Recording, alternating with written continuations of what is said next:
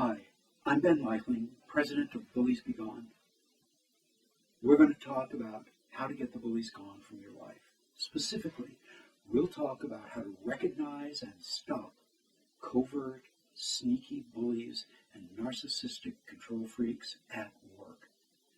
Now, overt bullies, whether they're bosses, coworkers, or supervisees, are easy to recognize. They're loud, obnoxious, threatening, and in your face. But sneaky, stealthy bullies are harder to recognize. And if we don't recognize their tactics, if we don't label them as bullies, we don't energize ourselves to develop and carry out an effective plan to stop them. There are 7 warning signs of sneaky, passive-aggressive bullies. And they are: 1, they want to control all the turf. So they form hidden, unofficial power centers on their teams. They want you to ask their permission before you do anything. In subtle, manipulative ways, they'll make you walk on eggshells. Sometimes they gain power and control by being nasty and vicious behind your back. Sometimes they gain control by being hypersensitive, so you're afraid to hurt their feelings and set them off. I call these hypersensitive ones professional victims. The second thing, these sneaky bullies think they know best about everything. Just ask them. They make your life miserable if you don't do what they want.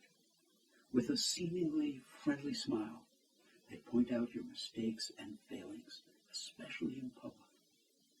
Their absolute certainty can seduce you into your self-doubt, your self-bullying. You become unsure of your judgment, your wisdom, and eventually you'll give in to them. The third thing they do is that they think they're more important than you are. Your whole life should be devoted to their emotional needs or wants or whims at work. Their desires, their jealousies, their issues, their concerns, not yours, become the focus of all interactions. Anytime you try to talk to them about that, they change the subject from your feelings to theirs. They think they're entitled to get what they want. They think their feelings are justifications for their anger, their retaliation, and their revenge. They'll fight to the death over things you think are trivial. They never really apologize or compromise, even if they say those words. You may think that by giving in one time, they'll give in the next time, but they never give in. They push each new boundary relentlessly and endlessly. Fourth, these passive-aggressive bullies think that their sense of humor is correct. They can say whatever they want and you're supposed to take it. They use you as an emotional punching bag. They make nasty, vicious, demeaning, hurtful remarks to you, and they cut you down in public or they tell your embarrassing secrets. Then they laugh as if it's a joke. They don't care about your pain or your wishes. If you object, they say you're too sensitive, but they were only kidding. To them, your feelings are stupid and not logical, and you better not say anything they don't like. They think they don't have anything to learn, and they insist on doing things their way.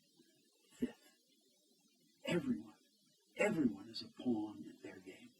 You have value only as long as you can help them or you worship them. They're selfish, arrogant, and demanding. They think they should be catered to or waited on. They think that anyone who doesn't help or who gets in the way is an enemy. They form cliques and mobs to support them or to do their dirty work. Sometimes they're entrenched in the workplace. They have friends in high places. You're afraid that if you disagree, they'll strike back at you. Sixth, they think their excuses excuse them. They think their reasons are always correct and enough to justify whatever they do.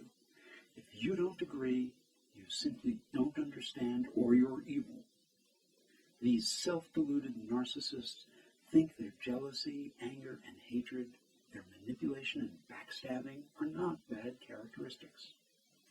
Seventh, these passive-aggressive, righteous people think that their logic and reasoning and rules should rule. They're allowed to do anything they want, to take anything they want, to attack anyone they want, to strike back in any way they want, but everyone else has to be bound by their rules. They will go way overboard on what you think are trivial things. If your feelings are hurt by what they've said or done, it's your fault and your problem. They are right and righteous. They're great debaters, or they simply talk so loud and so long that eventually you give in. This is important. You have to ignore your self-belief, that little voice that doesn't like you, that tells you that narcissistic control freak might be right. It talks to you at work, it talks to you at 2 in the morning. If you don't trust your own guts, you'll get sucked in just like you would into a black hole. They're never going to change. They're bullying control freaks. Don't be their therapists. Don't debate or argue with them. Find somebody high up on the totem pole to help you. Make a business case for how damaging their tactics are.